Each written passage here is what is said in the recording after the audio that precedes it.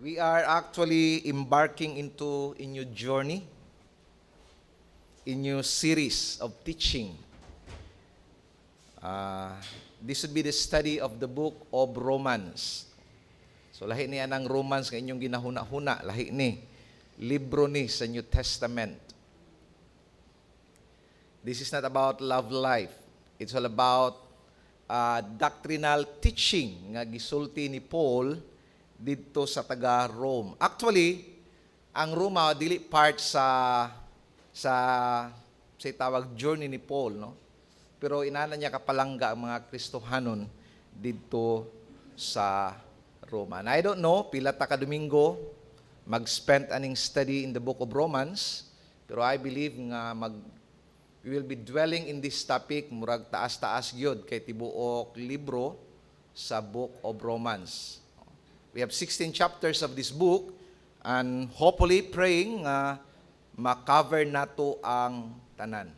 Dito sa seminary, usa ka semester namon ning ginatun-an, Book of Romans, Book of Acts. We have also Book of John, Book of Revelation, Book of Daniel. We have book study in the seminary. And I believe nga isip usa ka simbahan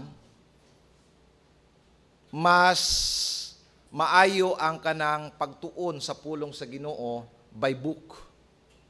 By book. Dili lang kanang by hopping, kanang pudyot diri og bersikulo, i-expose sa inyo ha, pudyot na po dito sa laing libro, i-expose na po sa inyo, pudyot na po dito sa laing libro, i-expose na po sa inyo ha. I believe nga ang kanang id-id, pinaka-klaro nga pagtuon sa pulong sa Ginoo, it's studying the Bible by book. So anyhow,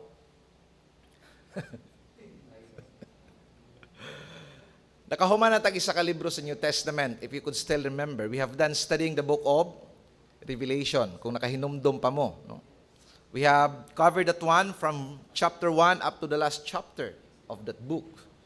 O based sa impression sa uban, nindot ang result, no, sa studying the book of Revelation, and hopefully this will be our second time nga maghisgot, magtuon by book. So today we'll be talking about the wrath of God. Dili siya maayo paminawon, pero kinahanglan nato paminawon. Dili siya maayo iwali, pero kinahanglan nako iwali. Bisag magwawali, dili ganahan magwali aning kapungot sa Ginoo. Kay kabalo siya nga ang mga tao di ganahan maminaw ani. There will be no audience when you talk about the wrath of God, no? Pero kinahanglan natong madunggan. Kinahanglan po na akong isulti, kinahanglan ako iwali, because this is part of God's holiness, no? Tungod sa pagkabalaan sa Ginoo, naay kapungot ang Dios. Mas daghan tag madunggan about the love of God, the grace of God, the generosity of God.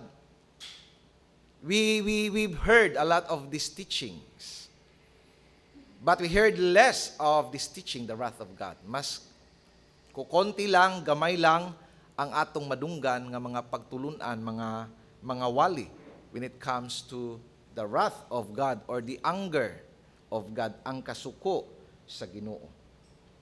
Si Pastor Ray Pritchard called this one the forgotten doctrine of the gospel. Kay based sa iyang survey, sa iyang pagtuon, daghay mga simbahan, even hymns, no? Bisan sa mga kalantahon, wala kay kaayo madunggan nga kalantahon that speaks about the anger of God. Tama? Kasagaran natong madunggan, amazing grace, the love of God, heaven. Wala kay madunggan nga kanta about hell.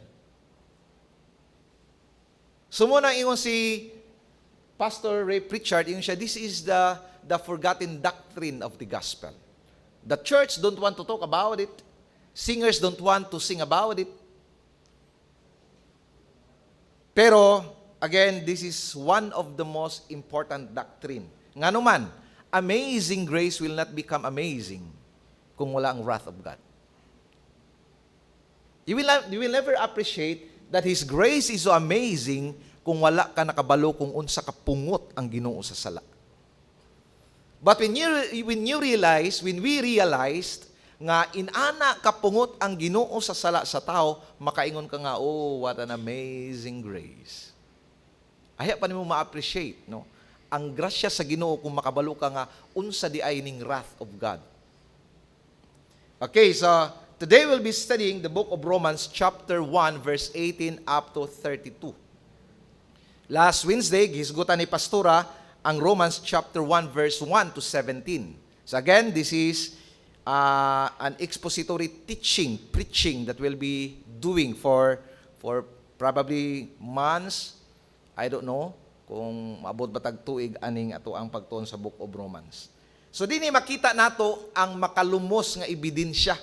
Kung imong tan-aw ning if you have some time later, kamo nalay basa ning chapter 1 verse 18 up to 32. Makita nimo dinhi ang evidences kung unsa kadautan ang tao. Makalumos nga ebidensya nga ang tao gyud makasasala. Ang tao dautan. And Paul made his case, no? In verse 18 to 32, he made his case. Ingon siya that God is so angry with men because of sin. And that is why he emphasized kining diri sa chapter 1 ang kasuko sa Ginoo sa sala. Gusto i-emphasize ni Pablo ang kapungot sa Ginoo sa sala. Because as you could still remember nga ang chapter 1 verse 1 to 7 din it talks about the gospel. Munang gisgutan ni Pastora last Wednesday, the gospel. And then next topic nato is the wrath of God. So I believe nga dunay connection ang duha. Paul is telling us the wrath of God so that man will be able to appreciate the gospel. Kinahanglan ang tao makadungog, masayod nga napungot ang Ginoo, nasuko ang Ginoo. Gusto nako siya i-overemphasize, dili man siguro i-overemphasize. Kining wrath of God dili lang ni nasuko. Kining wrath of God it means napungot.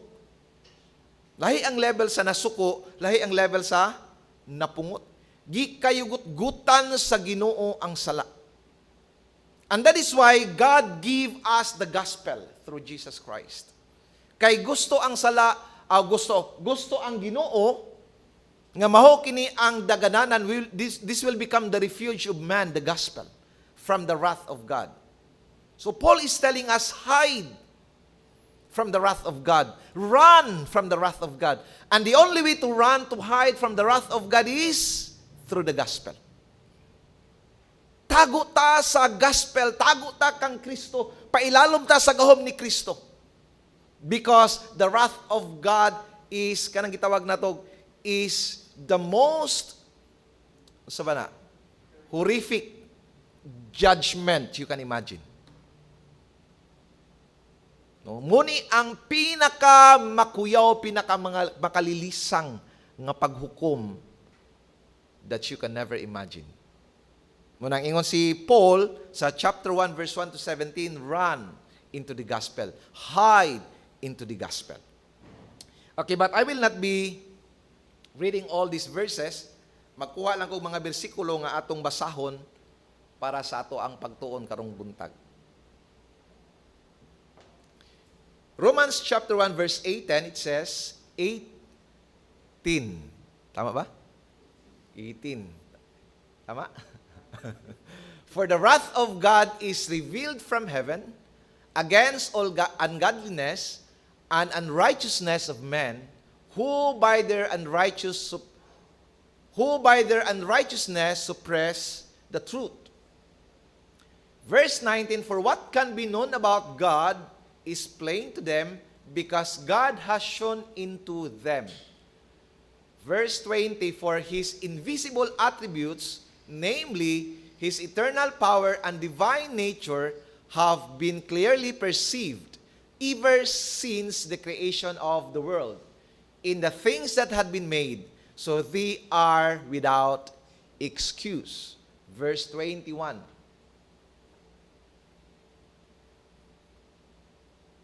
It's not moving.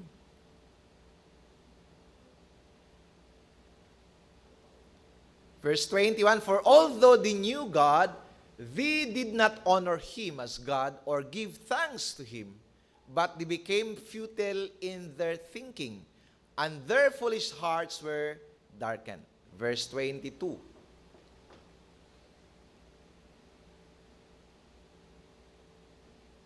Claiming to be wise, they become fools and exchange the glory of the immortal God for images resembling mortal man, and birds and animals and creeping things. So, dili lang taman ang ato ang bersikulo nga pagabasahon. The rest of all those verses, kamo nalay bahala mo basa sa inyong bakante nga panahon unya human sa atong panimbahon. So today, I will be jumping on right directly to the first point of my message, the reality of the wrath of God.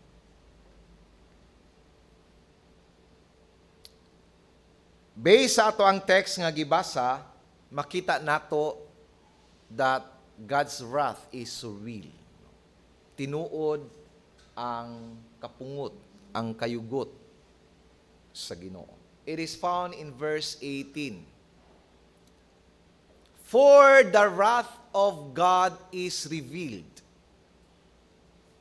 And it's so amazing why. Kay dili lang basta-basta nga tao ang nagpadayag sa kapungot sa Dios. Ingon siya diri, for the wrath of God is revealed from heaven.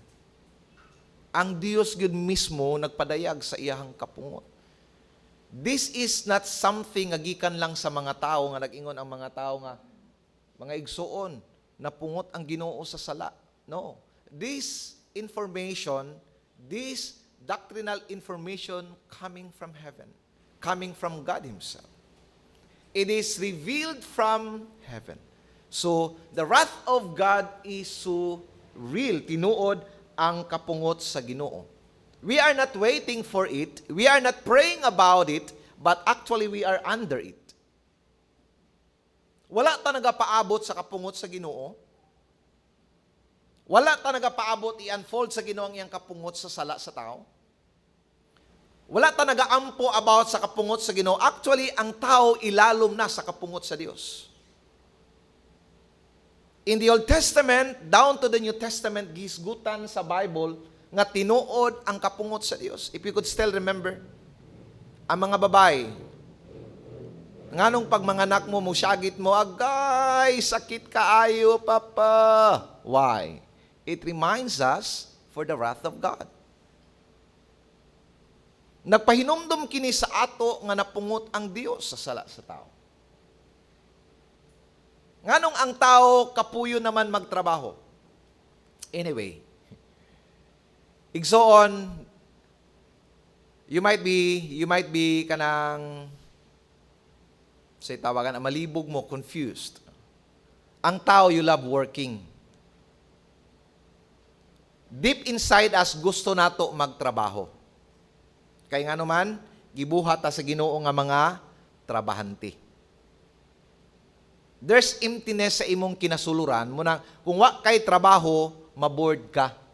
Kaya nga naman, girisinyo sa Ginoo ang tao nga magtrabaho. Ang wala nato ganahi sa trabaho, ang kahago sa trabaho. The toil about work, it's not what we don't like. We don't love. We don't like. Di ta gusto maghago. Nga naman, ang paghago, muna ni ang bunga sa kapungot sa Dios when God declared curse upon man. Nga pinaagi sa imong mga singot, maningkamot ka aron ka mabuhi. So naana ang kakapoy, naana ang paghago. And of course, it burdens us. No? Munang makakapoy sa ato, munang di nataganahan magtrabaho. Tungod sa kakapoy sa trabaho. Tungod sa kapungot sa Dios. So, kana mga ebidensya nga nasuko ang Dios sa sala. Another one sa flood. When God poured out His wrath in terms of water, sa diyang gipabahaan niya ang tibuok kalibutan. That's an expression of the wrath of God. And I believe the greatest demonstration of the wrath of God, ang pagbubo niya sa iyang kapungot. Samtang si Kristo nagbitay dito sa krus sa Kalbaryo, Sa diyang mingon ng ama, mingon ng anak, my God, why have you forsaken me? That was the greatest demonstration of the wrath of God. Sa diyang ang amahan, mitalikod mismo sa iyahang kaugalingong anak. Because during the time, Jesus Christ, gidala niya, gipasan niya ang tanang sala sa tao sa tibuok kalibutan. Og dito gi-express sa Ginoo ang iyahang kapungot sa iyahang bugtong anak. And that is why Jesus Christ died on that cross. Because of that demonstration of God's wrath about sin. Igsoon dili ka kumidyahan ang sala, no? How many times na nako gina-mention sa inyo ha, ayaw saguli og sala. Kaya nga naman, everything nga sagulan ni mong sala, mamatay. Ang imong pagpagalagad sa Ginoo, sagulan nimo og sala, mamatay ang imong pagpangalagad sa Ginoo. Ang inyong pamilya, ang kaminyoon, sagulan nimo og sala, it will die. That's how horrific is the result, the byproduct of sin. Dili kakumidyahan ang sala, mga igsoon. So makita nato dinhi that the wrath of God is so real. In Hebrews chapter 10 verse 31, it is so amazing. Ingon siya diri sa Hebrews chapter 10 verse 31.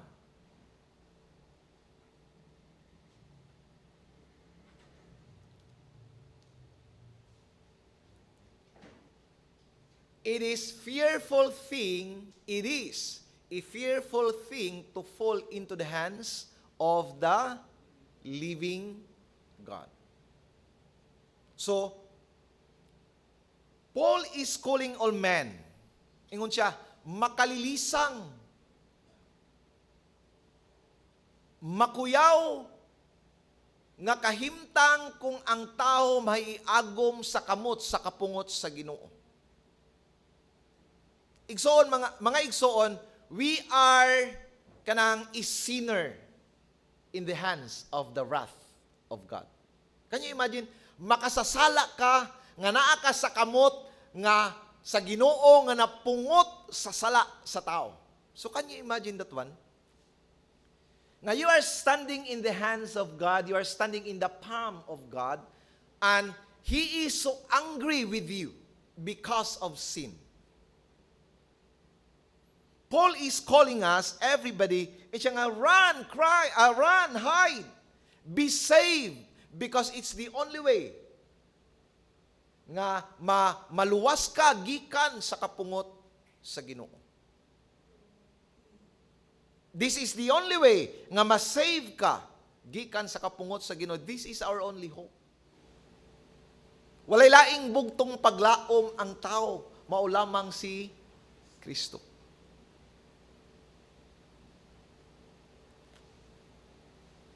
It is the worst punishment that you can imagine. Ang kasuko sa Ginoo.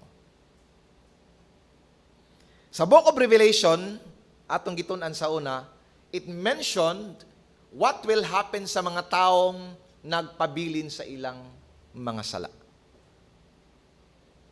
Magapangandoy sila og kamatayon tungod sa kapait, sa kasakit sa ilang mahiaguman, sa diyang ibubo sa Dios ang iyang kapungot sa kalibutan. They will be desiring to die, but death will never come to them. If you could still remember. Magapamaak sila sa ilang mga ngabil, magapangagot ang ilang mga ngipon. Di ba an old woman, ingon siya, pastor, exempted na ko ana, pastor, kaya wala naman ko yung ngipon.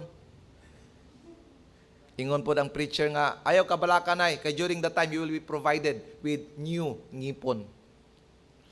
Bisag pangag ka na igsoon, during the time, kompleto na po ang imong ngipon. Magapangagot ka sa imong mga ngipon tungod sa kapait, sa kasakit nga imong mahiaguman sa diyang ibubo sa Dios ang iyang kapungot nganhi sa kalibutan.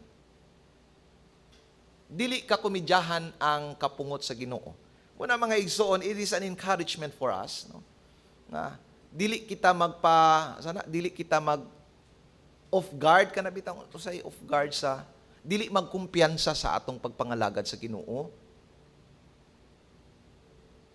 Don't let your Christianity be off guard. Kumpiyansaan lang nimo ang imong pagpangalagad sa Ginoo, kumpiyansaan nimo ang imong devotion sa Ginoo, kumpiyansaan lang nimo imong mga pag-ampo sa Ginoo. Kumpiyansa lang kita sa magbasa sa Bible. So ayaw tuguti that you will be off-guarded. Tama ba? I don't know kung tama ba akong term. No? Because God's wrath is so real. And the only way to escape from the wrath of God is to hide, to run into Jesus Christ. Anyway, for our information, God's wrath is not in conflict with His love. No? Gusto na ko i-emphasize, no? Kay basig, kay mga tao maingon nga, Pastor, dili na ko kaayo masabtan. Ingon mo nga ang Dios nga inyong gialagaran, Dios sa gugma. That He died for me to be saved.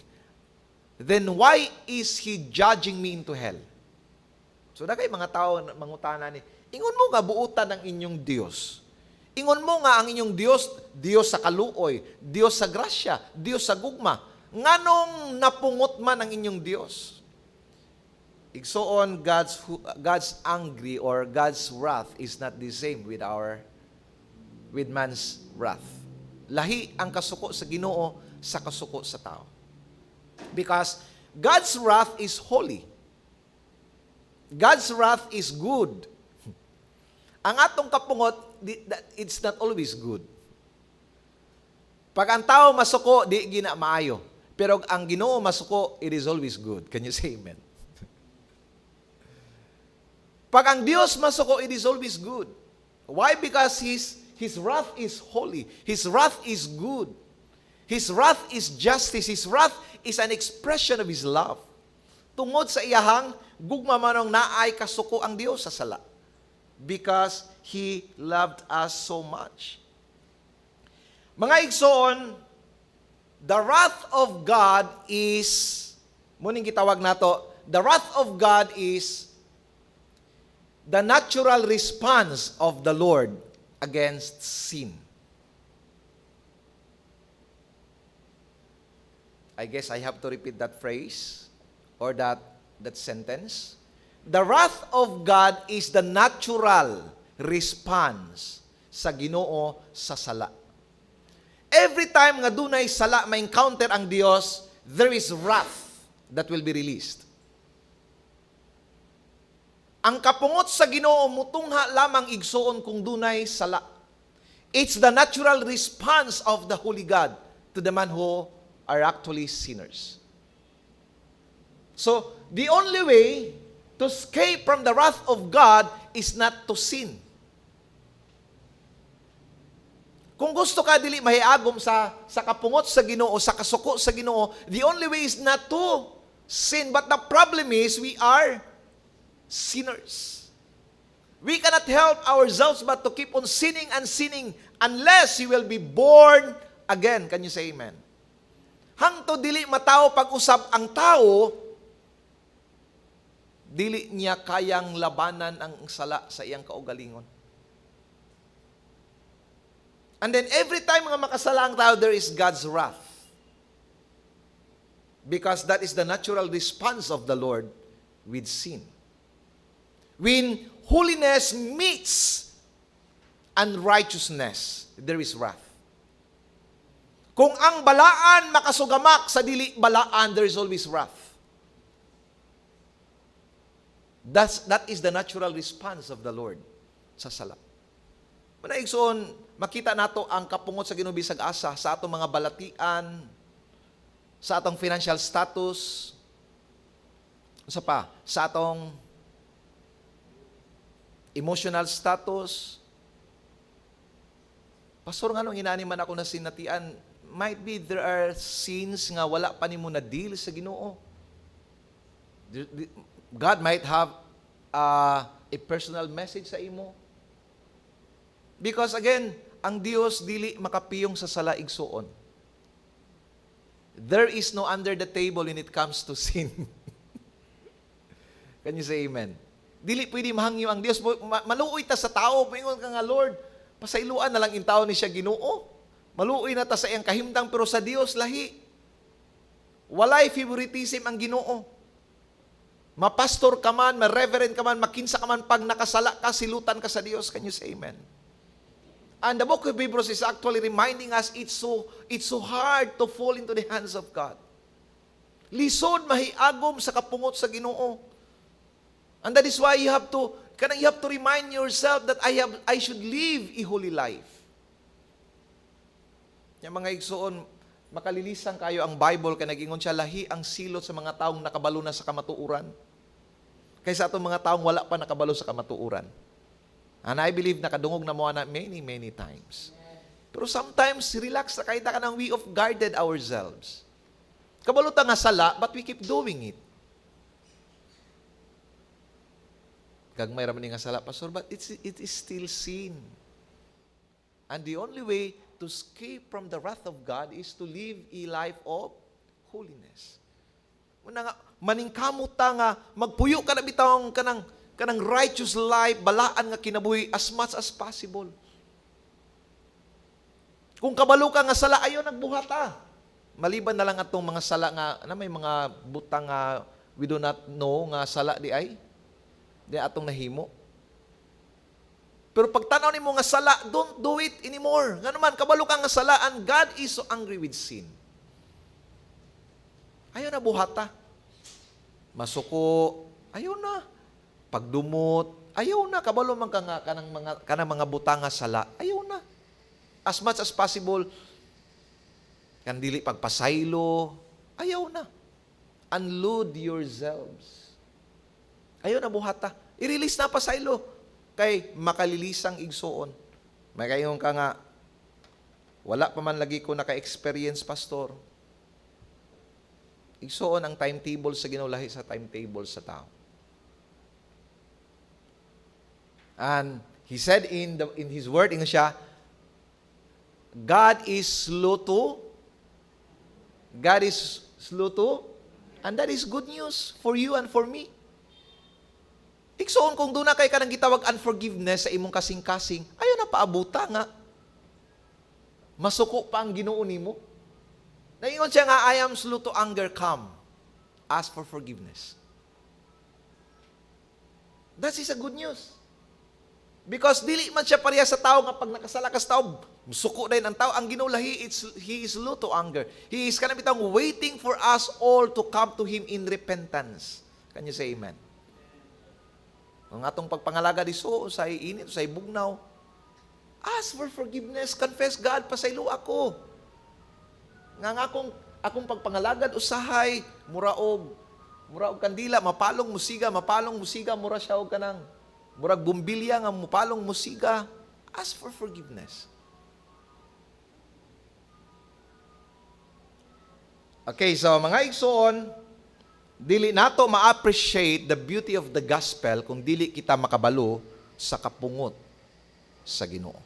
So, wrath of God is real. So, the first point is the reality of the wrath of God. The second point is the reason of God's wrath. Unsa man ang mga rason nganong nasuko ang Dios based sa text nga atong gibasa. Again, in verse 18, it says, for the wrath of God is revealed from heaven against all ungodliness and unrighteousness. Okay, so makita nato dinhi that the wrath of God was pronounced twofold, in two ways. Okay, so kabaluta nga ang kapungot sa Ginoo has been pronouncement to everybody, to all humanity. Kaya ano man, there is no one righteous, not even one. So, nag-ingon ang Romans chapter 3, verse 10. Tama ba ko? Nga walay matarong, not even one. So, ingon siya diri, the wrath of God is revealed from heaven against all unrighteousness. So, kay wala may taong matarong, pasabot, we are under the hands of an angry God. So, kitang tanan na ilalom sa kapungot sa Ginoo. So, ang yang wrath is expressed, has been pronounced two ways. Number one, ungodliness. Number two, unrighteousness. So gusto na ko i-emphasize ning duha. Although, ang ilang generic name is sin, sala. No? Walay kalainan, silang duha, puro sala. Pero kining duha, managlahi nga klase sa sala. Ungodliness, it means godless, walay Dios. Unrighteousness means righteousness, walay pagkamatarong. Okay? So, ungodliness is our vertical problem, unrighteousness is our horizontal problem. Gusto na ko siya i-emphasize. Okay? Ang ungodliness, problema nato, sala nato nga nahimo batok sa Dios. Ang unrighteousness, sala nga nahimo nato batok sa atong isig katao. So, man against God, that is ungodliness. Man against man, that is unrighteousness. So, makita nato nga ang kapungot sa Ginoo expressed in two ways. Number one, sa sala nimo batok sa Ginoo, sa sala nimo batok sa imong isig katao. So, I would like to emphasize that there is correlation. There is connection between vertical and horizontal problem. There is a connection between vertical relationship with God and horizontal relationship with man. Igsuon kung maot ang imong relasyon sa imong asawa, ang hinungdan maot ang imong relasyon sa Ginoo. There is a connection. Why you cannot love your wife? Why you cannot love your husband? Why you cannot love your children? In the first place, number one, because there is a problem sa taas. Ang nahitabo sa ubos, resulta sa nahitabo sa taas. Mga bata, maglisod mo respeto sa inyong mga ginikanan. Why? Because there is a vertical problem. So, tanang problema sa taas, tanang problema sa ubos, nagsugod sa problema sa taas. So, if I have a problem with my relationship with God, automatically I will be having problem dealing with my relationship with men. So, musunod yun na igsoon. You cannot say that I am good with God, we're fine with God, pero maot ang imong relasyon sa imong isig katao. It's impossible. Dunay connection, kalambigitan ang duha. So mga igsoon, kung gusto nimo solbaron ang problema sa taas, ang kinahanglan una nimo solbaron ang imong problema sa ang imong problema sa ubos, kinahanglan una nimong solbaron ang imong problema sa taas.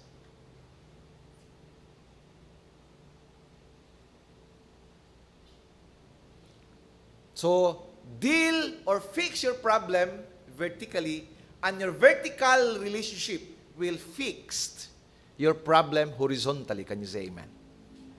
So, kung ang tao, kabalo lang mo tipig, kabalo mo amping, kabalo mo tago sa iyang relasyon sa Ginoo, automatically, normally, it will just be normal nga maayo po ang iyang relasyon nganhi sa ubos. And this is not just about relationship, mga igsoon. Everything that happens in life, no? Everything that happens in our physical realm starts with our spiritual realm. Tanan nga panghitabo sa atong palibot, nagsugod, nanukad sa nahitabo sa atong sulod. Unsa nahitabo sa gawas, resulta unsa ang nahitabo sa atong sulod. Ang nahitabo sa atong sulod, that is our vertical relasyon sa Ginoo. Ang nahitabo sa atong gawas, that is our horizontal nga relasyon sa atong mga isig katao. Kayo ka nga, pastor, lisod man kayo, pastor. Base ng imong kalisod tungod sa dunay relasyon, sa dunay problema sa imong sulod. Dunay problema sa imong vertical relasyon sa Ginoo. And that is why there is a problem. So you have to fix that one. Mga igsoon ka ng walay kwarta, na-realize na ko, walay kalainan ang walay kwarta o naay kwarta. Ang kalainan lang ka nang nahitabo sa imong sulod. Kaysa una, wala may kwarta, handod karon wala gapon may kwarta. Ang kalainan lang, ang among response sa among pagkawalay kwarta. Sa una, pag wala na may kwarta, matalang-talang naman dayon mi. Nakita mi wala na mi bugas sa among sudlanan, mangurog na dayon mi. Makabalo na bi nga na si Juna, na si Judate, matalang-talang na dayon mi, pero karon lahi. Itugyan na lang nato na sa Ginoo umang. Actually, nagaplano mi mga igso, nagaplano mi nga magtukod og balay ni pastora. Naman mo nagtanaw sa online, no? And I'm so proud nga ipahibalo sa inyo that as of now, we don't have zero money. We have zero money. Wala pa. Pero nagplano mi magtukod sa balay karong June. Pero wala ko na problema. Because I know, kung kabubuton sa Ginoo, He will always provide. Can you say amen? So, actually, walay kalainan. Dili man mingon ang Bible nga pag maayo imong relasyon sa Ginoo, tagaan ka ni Ginoo og minilyon. No. Pero dunay talagsaong kalinaw. Kalagsaong kalipay. Bisag nakataliwala sa balatian, di man mingon ang Ginoo nga pag maayo imong relasyon sa ako, ayuhon ta ka. Ningon siya nga, my grace is sufficient. Bisag na kay balatian, makapasalamat ka sa Ginoo kay nga naman maayo man ang imong relasyon ngadto sa iya. Can you say amen? So, ang kakahitabo sa sulod, that is very important. Okay, so you have to fix, no, ang imong vertical relationship kung gusto mo i-fix ang imong horizontal problem. Okay. Now, in Romans chapter 1 verse 19 to 23,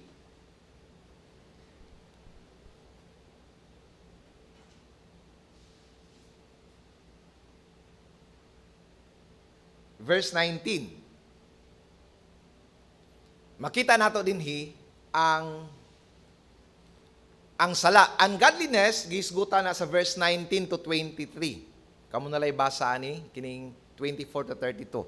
I will not be talking so much on unrighteousness. Kaya nga naman, ang unrighteousness bunga lang sa ungodliness. Walay unrighteousness kung kitang tanan Dios nun. Kung maya lang atong relasyon sa Ginoo, wala gyud problema ang atong relasyon sa atong isig katao. So I will not be focusing on unrighteousness. I will be focusing on ungodliness. Okay. Unsay hinungdan nga nahimong ungodly ang tao? Why I became an ungodly man? Or godless man? Kaya nga nung nahimo kong walay Dios. Because ungodliness, it means walay Dios. Unsay hinungdan nga walay Dios ang tao? Number 1, in verse 19.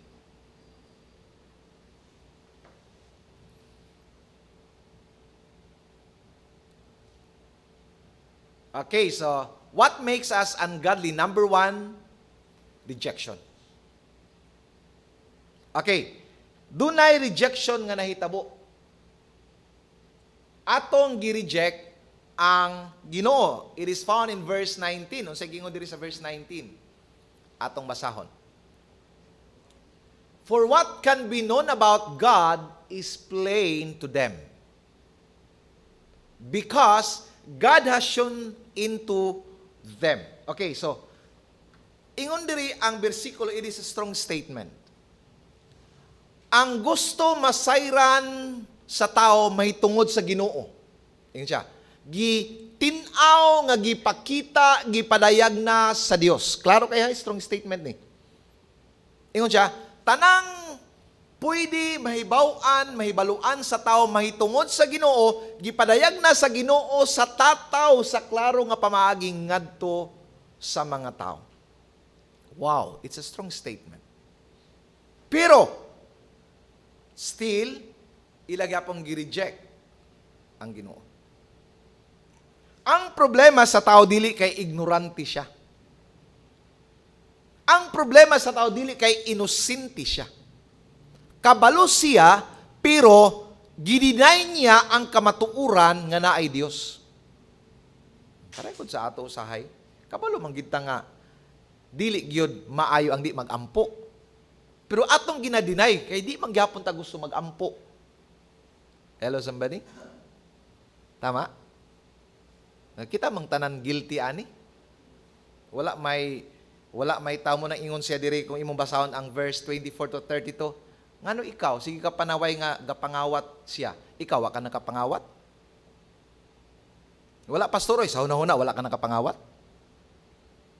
Sa kasing-kasing, wala ka nakapangawat? Katong naibog ka atong asawa sa imong singan, wala ka nakapangawat? Diba, nangawat ka, you're stealing? Managingon nga, walay bisan kinsa makahukom sa iyong isig katao. Kaya nga naman, kitang tanan fall to sin. Lahi-lahi man siguro ang degree sa atong sala, pero kitang tanan makasala. Sila nagasimbag Dios-Dios, ngano ikaw wala pa kakasimbag Dios-Dios? Katong giuna nimo ang imuhang trabaho kaysa Ginoo, di ba? Dios-Dios manggihapon to. Usay di ba ina natong concept ba nga we judge others thinking nga kita maayo kay ta, buutan kay ta, balaan kay ta. Kung imong basahon ang mga bersikulo, kung namoy time hinahinayag basa ninyo, grabe ang giingon diha ni Pablo. Nya ang listen pag diri, I don't know kung ma-flash ba ni Faith sa 24 man siguro na at I don't know asa na makita. Nga ingon pag isa dito kamo mga magtutudlo, may kamo manudlo. Nya igo ko ani. Dili lang siguro ako tanang mga magwawali, mga teachers sa Sunday school. Kamo mga magwawali, may kamo mawali. Pwede mo kabalo mubuhat sa inyong ginawali. Dagi ingon diri ni Pablo, sakit kayo. Nga mo may tinuod. Hello, somebody? Kana, sakit-sakit na sa amo mga magwawali kay para gina sa amo. Tinuod man. That's true, that's real. Muna kita wag natog real too. Muna ang mga simbahan karon, gusto nila tabunan ang kamatuuran. Ayan, iwali kay masakatan si brother ana. Ayan, iwali kay ma-open sila ana. Igsoon, the gospel will always, sama sa ni Pastora, the gospel will always offend man. Why? Because the gospel talks about the righteousness of God. And man is a sinner. So you will be always offended. Every time makadungog ka nga, dapat magsimbag Domingo, ma-offend yun ka. Nga naman, na may panahon nga di ka kasimbag Domingo. Hello, somebody? wala nang gigo si pastor, pero usay mga di makagasimba. So, munang, feel na to nga, gigo mo ko ni pastor. Wala, uy. Kinanglan maghihatag sa atong tithes and offering, gigo na po ko ni pastor. Wala, uy. Maigo lang ka kay nga naman, na may mga times na di taghatang sa atong tithes and offering. Di ba? Kita mang tanan guilty, ana. Hello, somebody? Kitang tanan guilty. So, munang gipakita din ni Pablo, ingon siya, nakabalo na ta sa kamatuoran, pero gidinay sa tao ang Dios. So, the first sin na hitabo, tungod there was rejection. Gidinay sa tao ang Ginoo. So, man is in the state of denial. Pastor, are you sure? Nga, gipadayag na sa Ginoo sa tao ang iyang pagka-Dios? Katong mga tao sa Afrika, pastor, wala may magwawali dito. Wala may Bible dito nga ilang mabasa. Wala may simbahan dito magwali sa kamatuuran. Unsaon man to sila, pastor? Well, my Bible says, nga gipadayag na sa Ginoo. Igsoon, doon ay duha ka pamaagi nga masayran sa tao ang Dios. Number 1, within and from without. Okay? So, man will know God in 2 ways. Number 1, from within and from without. Makaila ko sa Dios, pinaagi sa akong sulod. Makaila ko sa Dios, pinaagi sa akong gawas. Number 1, gitawag ni conscience. From within, you will know God through your conscience, sa imong kasing-kasing. It's a built-in radar nga gi-built sa nga gi-infuse sa Ginoo sa tao so that you will know that there is God. Radar ni bisan pag wala pa kadiya sa Ginoo kabalo ka nga sala ang pagpangawat. Hello somebody, sa una wala pa ta kang Kristo. Katong wala pa ta nakaila sa Dios. Nagatuo ba ta nga sala ang pagpangawat? I believe kitang tanan nagatuo nga sala ang pagpangawat. Even wala pa nato nabasahan sa Bible, tama? Because God has put it inside us kining radar nga mutingog say tawag ani. Mubati kung nakasala ka. Kung nakasala ka. So built-in siya nga radar sa imong conscience nga gihatag sa Ginoo so that you will know that there is God. So first, ingon siya, makabalo ang tao pinagi sa iyang konsensya. Pero, nagpadayag ang Dios sa konsensya sa tao pero gidinay sa tao. Number 2, from without. Pinagi sa iyahang creation. Every time mo hangad ka sa langit, mga igsoon, in the book of Psalms, I don't know asa na, wala na ako gi-appeal, kay mo taas na akong wali. In the book of Psalms, ingon siya, ang mga stars, ang mga bituon, is declaring the glory of the Lord. Can you say amen? Nagingon sa book of Psalms. No? Every night nga nagapitok-pitok, nagasidlak-sidlak ang mga kabituunan sa kalangitan. Nagapasundayag ka na sa himaya sa iyang magbubuhat nga mawang Dios. In the book of Psalms. So dili lang makaila ang tao sa Dios pinaagi sa iyang konsensya, kundi dili pinaagi usab sa mga binuhat sa Ginoo sa iyang palibot. Ang mga bukid, ang mga dagat, makaingon ka nga, wow, there must be someone nga naghimo ani kagahapon. Salamat kay sa Ginoo, no? Sa Powerpuff Girls. Gilibre mi nila. Nindot gid kayo ang mga gihimo sa Ginoo. You will be amazed. Makaingon ka nga, wow, amazing gid ka, Lord. Ma-prove nimo nga naa ang Ginoo tungod sa mga binuhat sa Dios. Okay, so through our conscience and through the creation of the Lord. Okay, in verse 20, unsay kingon diri? Verse 20. For His invisible attributes, namely His eternal power and divine nature, had been clearly perceived ever since the creation of the world. In the things that had been made, so they are without excuse. Wow. Again, strong statement. What a bold statement. Muna, wala na'y lusot ang tao. Klaro niya, without excuse.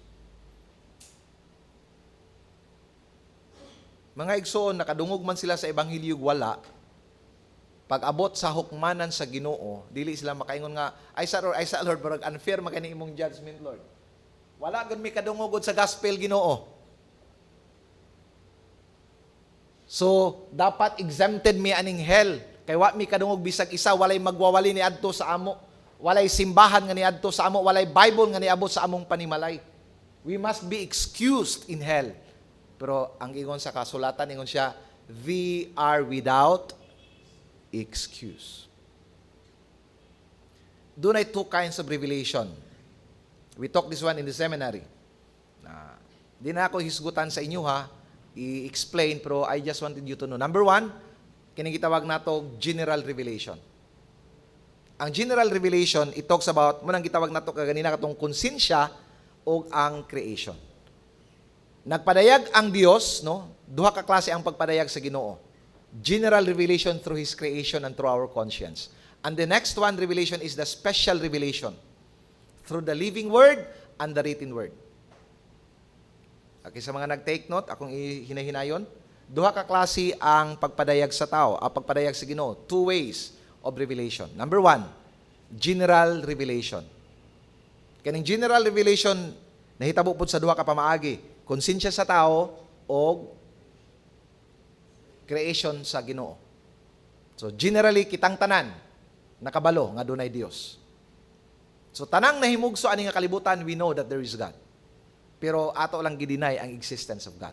Number two, revelation is the special revelation. So, ayahay itong mga tao, nakadawat sa general revelation, nakadawat pagid sa special revelation. So, maning special revelation, Pastor? Duha pod ni. Living word, katong nakadungog mahitungod kang Kristo, katong nakauban-uban kang Kristo, pareha itong mga Hudiyo. Nakakuang gid sila, huwi-huwi gid sila sa buhing pulong. O kining gitawag nato the written word. Katong nakadungog sa mga wali, nakabasa sa Bible. Duha Kuya Vic, the living word o the written word. Ang special revelation. So katong nakadungog sa mga wali, katong nakabasa sa Bible, katong nakauban si Kristo, special revelation. So kita mga igsoon, special kanang pinasahita. Pasalamat ta kay nganuman. Doon na general revelation, doon na pagyoy special revelation. So makaingon ta, wala nag-i-excuse ang tao.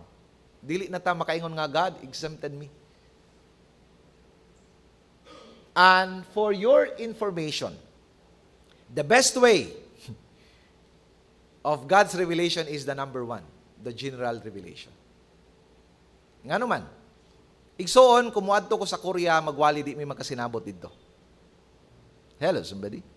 Kumuadto ko sa mga manubo, di may magkasinabot. Kumuadto ko sa Blaan, di may magkasinabot. Mato ko sa China, they will not understand me and they will not listen to me. Ano man, I am a Pinoy and then I cannot know, I do not know how to speak in Chinese, in Japanese, in Americanese, in Koreanese. I do not know how to speak, no? Pero, pag ang magwali na gani ang mga bituon, wow, Every night, those stars and moon, every night they keep preaching and preaching and preaching about the existence of God. And all people of the world will want to listen, will want to know. Why? Because tanang tao makasabot kung ang magwali ang mga binuhat sa Ginoo. Can you say amen? Ako limitado lang ko. I can only preach to a limit number of people katong makasabot sa ako. Pero katong dili makasabot sa ako, I cannot speak in behalf of them. Kinahanglan pa kog translator. Pero ang creation, they do not need translators. Ang tao makaingon, naagyoy Dios. Can you say amen? Okay, pero ang tao nakabalo nga Dios, pero ilang gireject ang Ginoo. Okay, now, in verse 21, sakit ni. For although they knew God, no, muningon niya, kabalo na gid sila nga naay Ginoo. They did not honor Him as God or give thanks to Him. Ang tao, kabalo na nga naay Ginoo, pero wala gapon sila nagpasidungog sa Ginoo, ug wala sila nagpasalamat. Kining word nga pasalamat, murag kuan gid ni kaayo.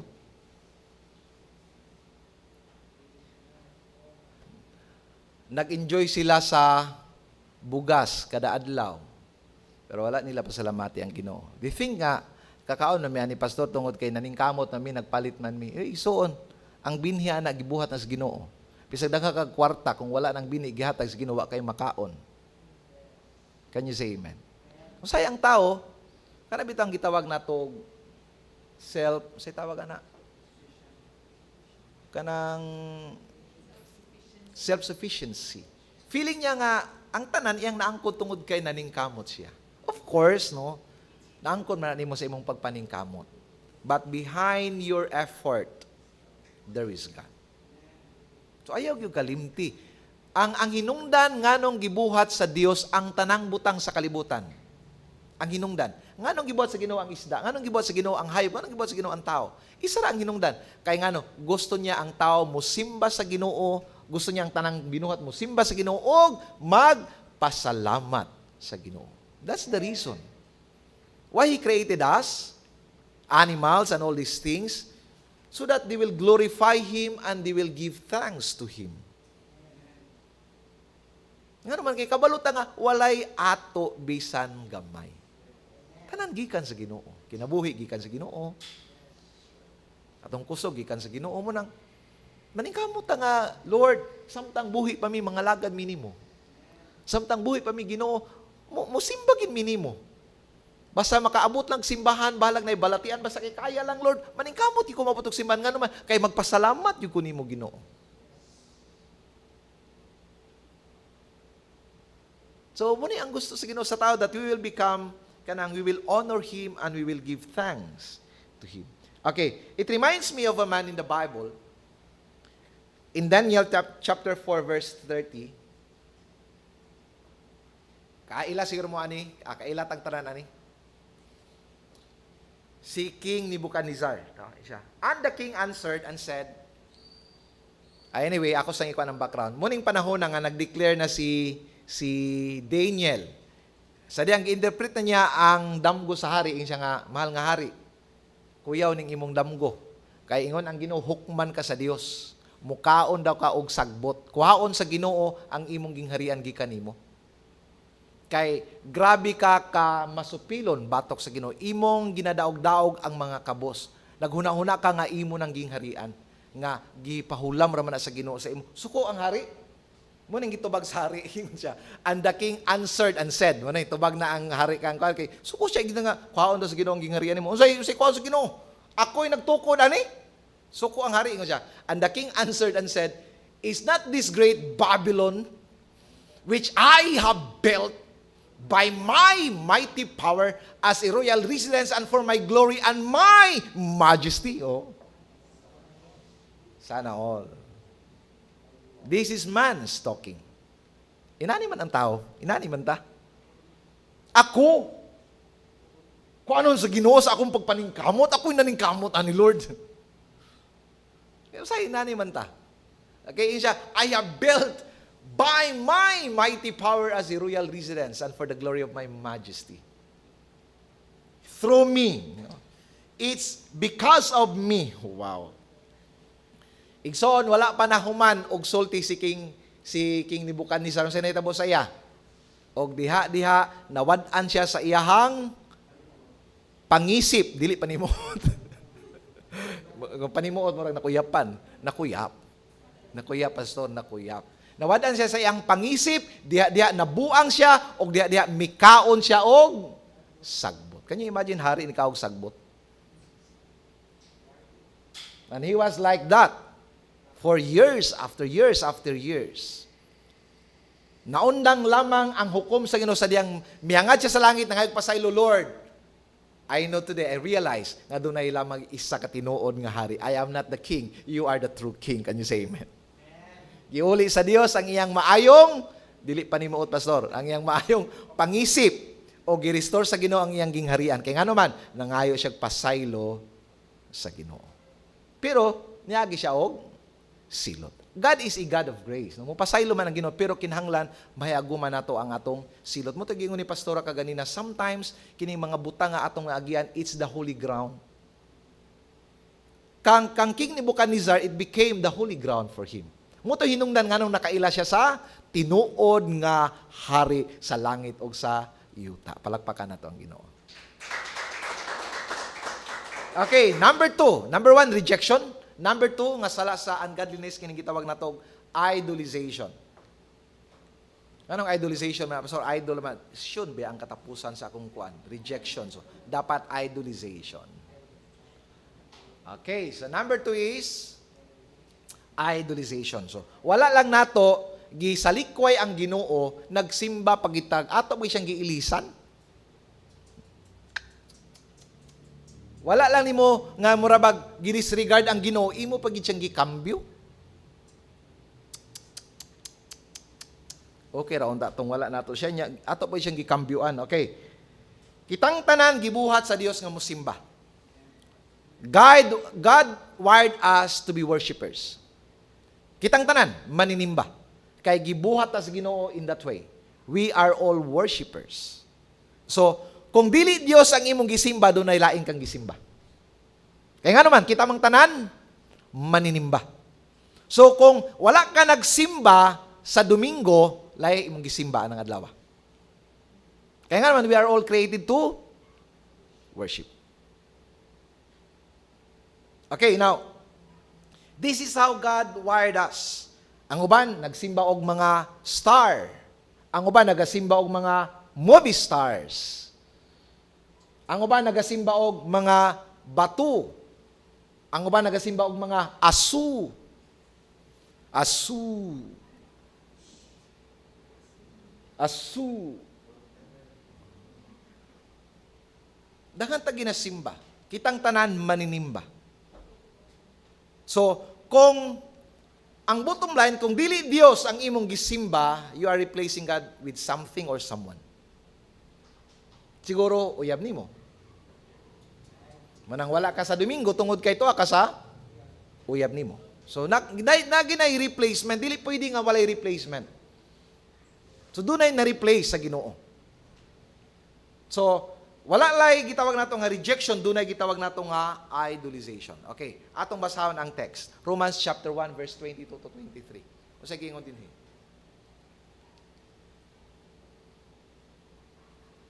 Okay.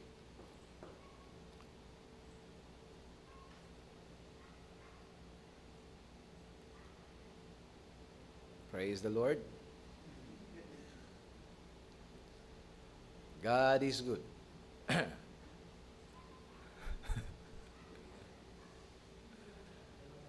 Ayan.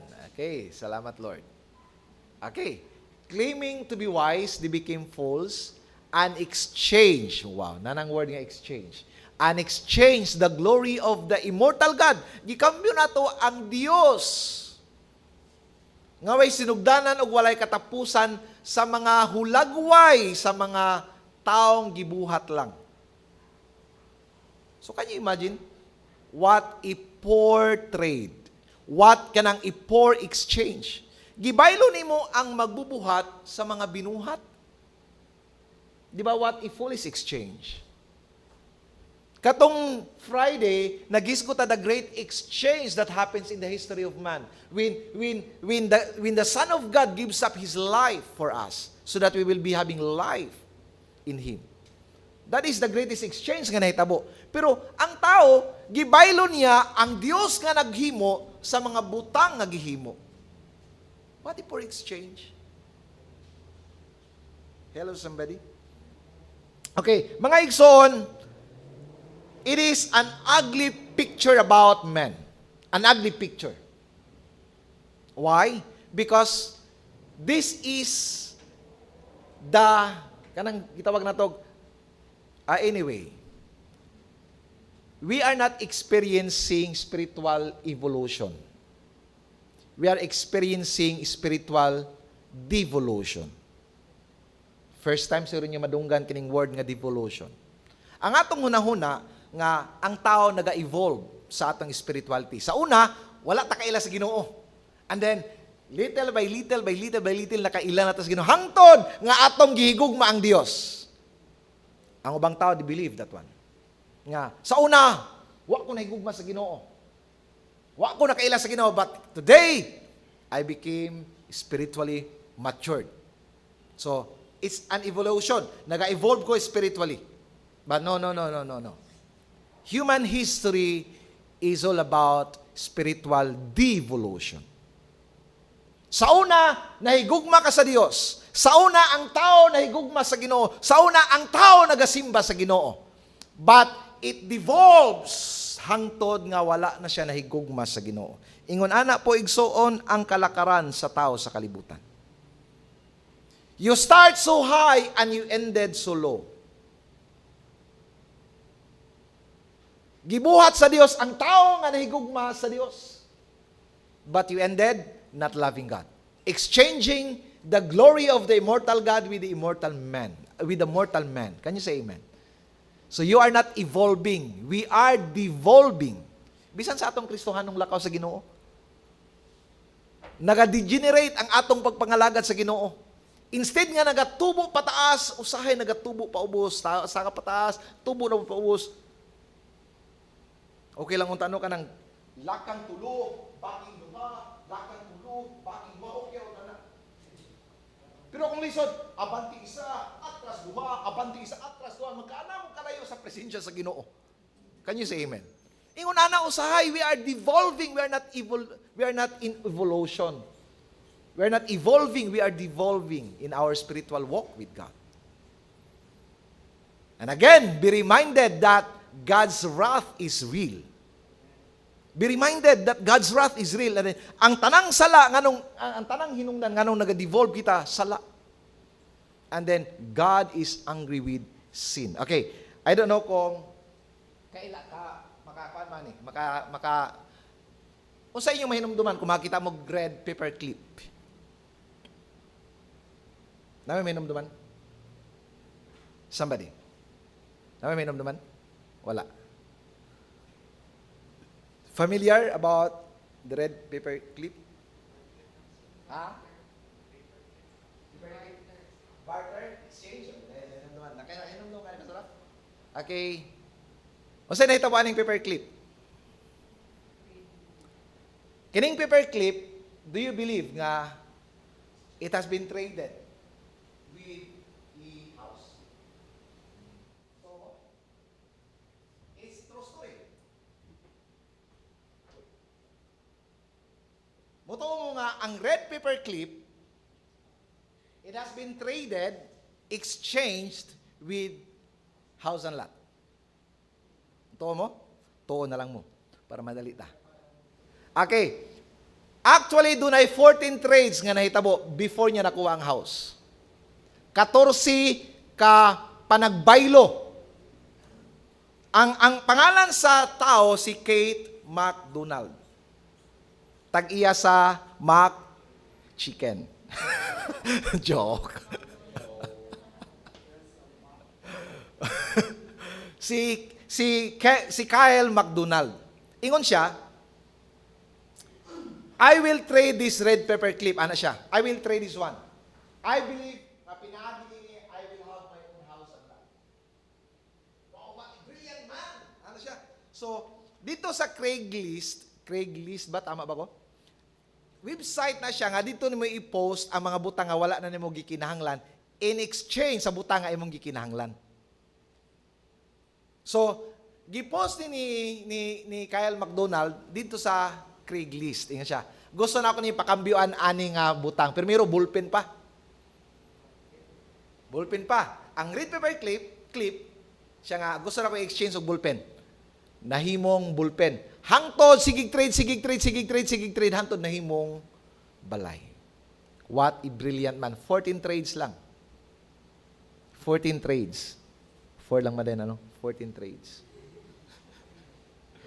Mga igsoon, I hope parehata kang Kyle McDonald when it comes to our spirituality. We will become a good trader. We will become a good exchanger. Nang kabalo bito ta mubaylo. Muna ingon ang pulong sa Ginoo nga pagtigom ka mugbahandi sa langit nga walay mga butang nga mukutkot, walay anay nga mukutkot mukuha. Ayaw ka mo pagtigom og bahandi dinhi sa kalibutan. Nga karon-karon pa lamang dali kay mawala pwede kuhaon sa imo. Let us pray nga God will make us a good kanang trader. Naigsoon, dili sayang pagsimba matag Domingo, paghago og matag sayo, no? Dili sayang. Paghatag sa buluhaton sa Ginoo, dili sayang.